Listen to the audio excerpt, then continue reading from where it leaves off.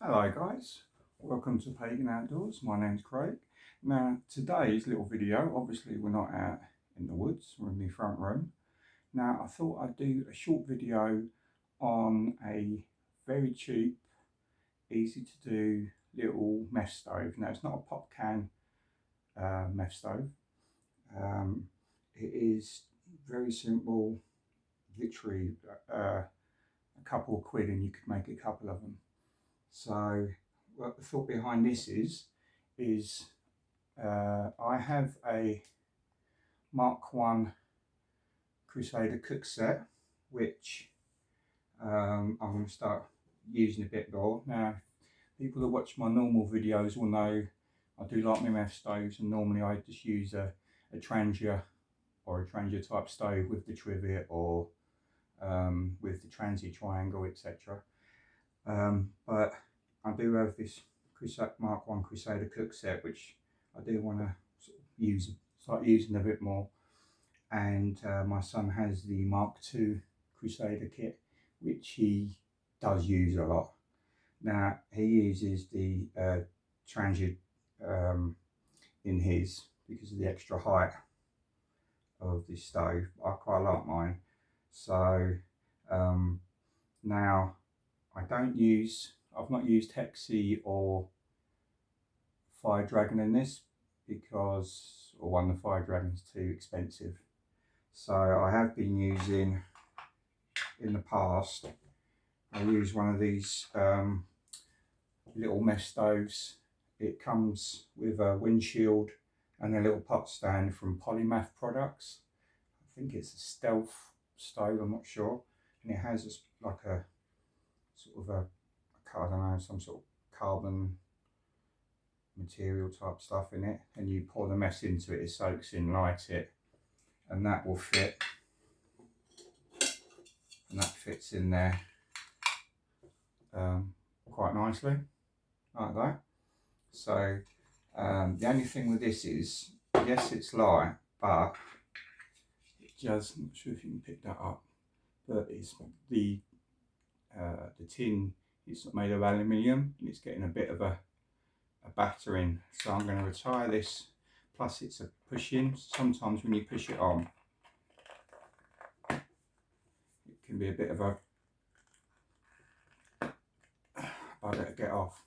So I'm going to put that back with the set it belongs with. And what I'm going to do is, I was given a few empty pellet tins from Air Rifle, and some of these, well, they're all screw top lids, plus they're made, I'm not sure if these are, but these are a bit more sturdy than the Polymath stove. These are a bit more, I'm not sure these are stainless steel or not, but these are a lot more stronger than the Polymath one. So for using with a Crusader, because what I do is when I set this up for transit, this will stay in the bottom as it fits. It's not too far off once it's screwed down. Then once that's down, you get a perfect height for your flame, and then I can put in the cup will nest nicely in there, and then I'll put, if you've seen my tricks and tips video, I use what I call my Bushman's zip ties. Do a couple of these around the handles, to stop the handles and the back from coming loose and rattling, and put my eating sporks in, and my lid for my Crusader mug, and it's all good to go. So what I'm going to show you is how to convert one of these into a little stove. Now obviously these are free, so you could use, I suppose, little boot polish, empty boot polish tins or boot polish tins or and that, so you may be able to boot polish, Vaseline tins, any sort of tin, makeup tins I suppose, empty ones, so they're free. So the only thing that would cost is this fire rope, like 10mm fire rope that you get from online. Now the rest of it I can't find, so I can only make one of these stoves today, but you can normally get a metre for about £1.50, I think it is, which will be enough to make 2 stoves. So it's sort of 75p. So if you have that for free, the length of this cut in half, so you have 75p would make you a little Meths stove. And if you wanted to use it without any of the Crusader cook kits, you could knock up a little pot stand out of some tent pegs, just because this, with the fire rope, I think it's sort of 40 grams, 45 grams I think it is. And then if you just put a couple of tent pegs to put your pot on, or a little mesh pot stand to go around it possibly, which I may cover in a future video. But for this video, this is designed, well, this is what I'm doing to be able to use my Crusader cook section. Plus, when I finish heating what I'm heating, I can just put the lid on and out goes the flame, which is also so you're saving fuel then, rather than sort of just letting it which is another thing I don't like. I mean, with Hexi, I think if you can, sometimes you can blow it out, but I've found that hard in the past. And the fire dragon gel, one, it's messy, and two, I just don't like it. It's good for emergency fire lighting in your fire pouch and stuff, but for cooking with, I'm not a fan at all. But I'll show you how to do this. It's very quick, very easy. All we're doing, so is we're getting a length of this 10mm fire cord. It's the stuff you put around wood burners and such like. And you can put a squirt of, you can get like an adhesive to fix this in, but if you put it in tightly enough, you don't need it. So all it is this fire cord, and all you're doing is basically, I don't know if you can do this properly. You see, I'm just coiling it round itself. So I'm just coiling it round to a certain amount. Then when it's getting to a certain size, I'll just put it into the bottom of the tin, so like that. Then all you're going to do then, I use just this little board, and all I'm doing is just pushing it, feeding it round.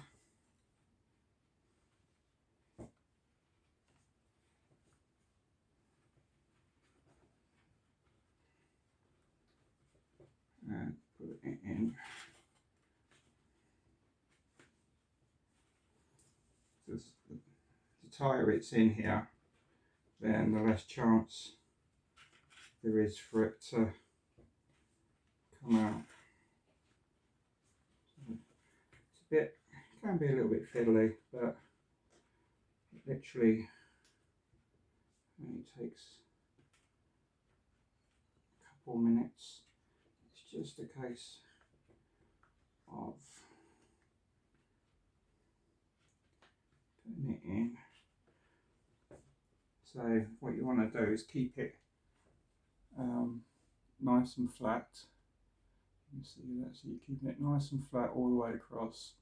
Then you'll get to a point where you sort of run out of room, I suppose you'd say, and that is where you just want to trim off your rope. So you're just making sure you've got as much in there as you can.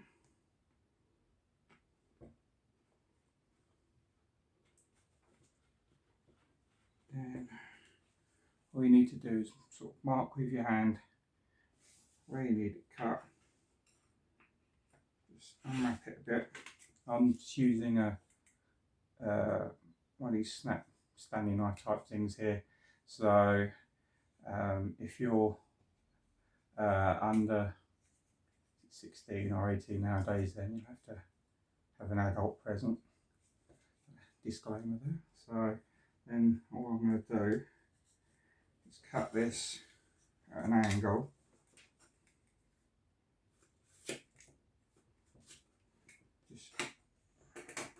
If you want to, you can do this with a pair of sort of vinyl gloves on or something, because some people have a, because this fire rope is basically sort of, I'm not sure if it's not fiberglass as such, but the fibres can irritate skin on certain people sometimes. But my hands are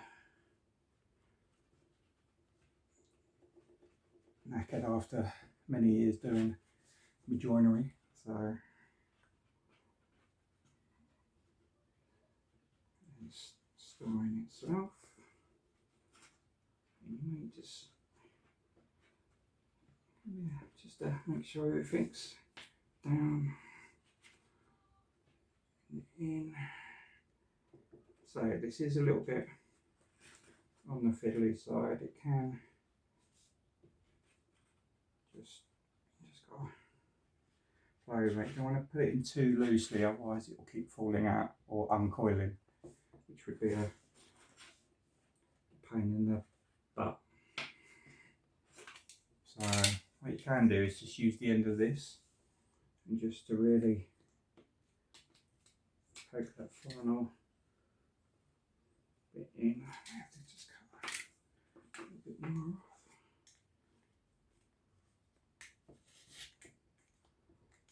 This is where you're using the chopping board. I imagine you can use scissors with this, but I'll find one of these knives just as good. Right.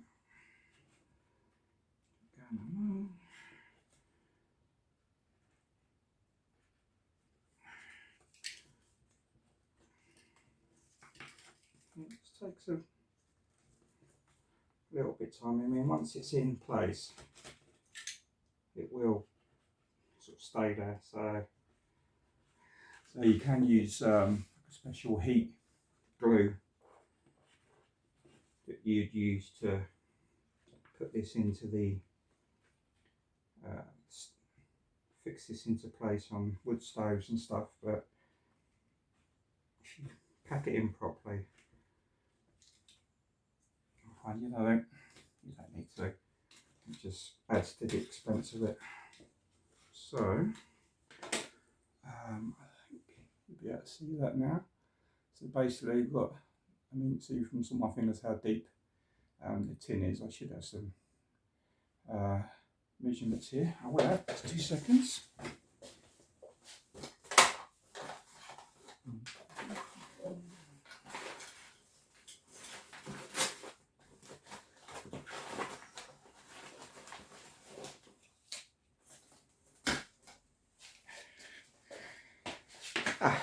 Sorry about that. Should be more prepared. Right, so this tin, what we got, 65mm by, when the lid's on, because I've got a few of these, because I'm going to do a few for some friends, 20mm deep. So when you've put this 10mm fire cord in, you've got about 12mm between the surface, the top of the cordage, the top of the fire cord and the top of there. So when you fill that with fuel, sort of put that in the Crusader stove, flick it over, you're going to have between the top of the fire cord and the pot stand for the Crusader Mark 1, you will have 37mm gap, which by the time, so you have 37mm between cord, pot stand, so that'll allow enough for the flame to easily concentrate on the bottom of the mug. If you have it too close, it all just shoots out around the sides, and you lose your heat, and it doesn't boil as quickly. So there's plenty enough height there to be able to cook with. So what I'll do, I won't fill it up completely because I don't like carrying fuel in my stoves as I'm moving along, in case my pack falls over or gets completely banged or something, and then I'm struggling for, I'm going to have fuel everywhere. So if I can find, there we go. And by the way, these for lighting mess stoves, I found these long-nosed clipper lighters to be really good too. So I mean, it's not much, I mean, clipper lighters I use a lot anyway. I haven't modified this one yet. That'll probably be another video in itself. But with the long nose on it, so when you go in to light your mess stoves, you haven't got to get right in there and potentially sort of singe all the hair on your knuckles and that, trying to get it in there, especially if you've got a trivet in place already. This is long enough to, even with the changes, to easily get in. So what I'll do is I will fit this up. I'll just fill a little bit of it up. See, obviously the fire rope sort of acts like the fiberglass does on the mesh stoves, with the roof insulation with the wire mesh going over it. As I say, these are far quicker to make and just as good, I think.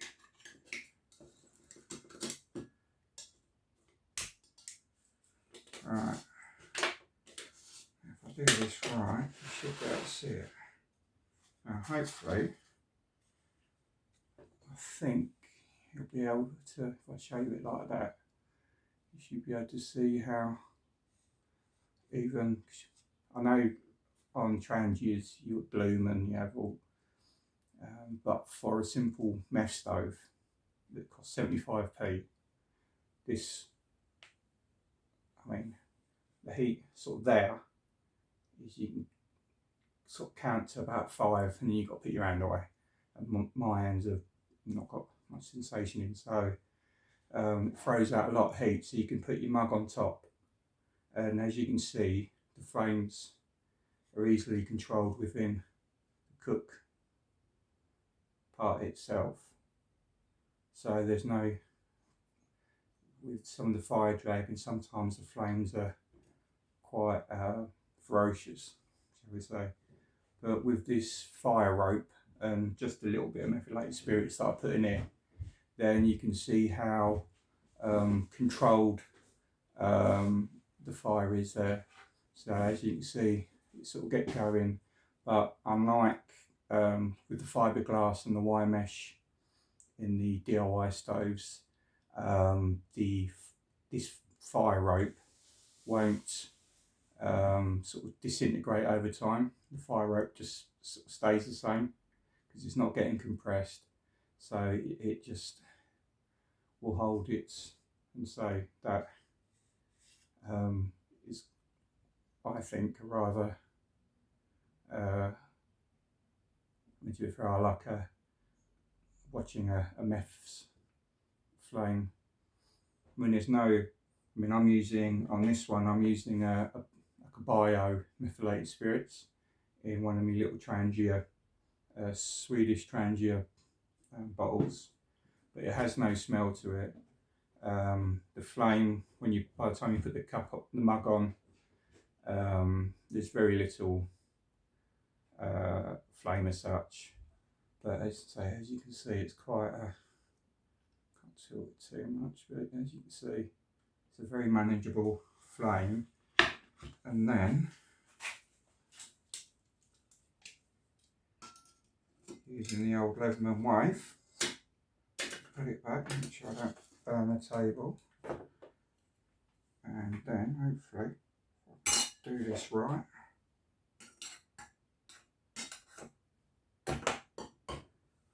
can extinguish it out. So yeah, so that is that. So, and that's it extinguished. So I hope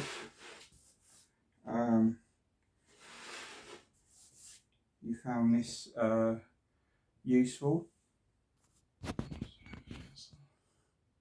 Hope you found this useful, and I'll when I'm out in the woods next, I'll take this one out and show you out in the woods how fast it sort of brews up 500 ml of water, shall we say, as well as making a brew, of course. So I hope you found this video useful. Please like, share and subscribe. If you hit the bell notification icon, you can sort of see my videos as and when they come. I don't say I'll try and put one out every week because some weeks I'm not particularly well. So, but I try and put one out as and when I can.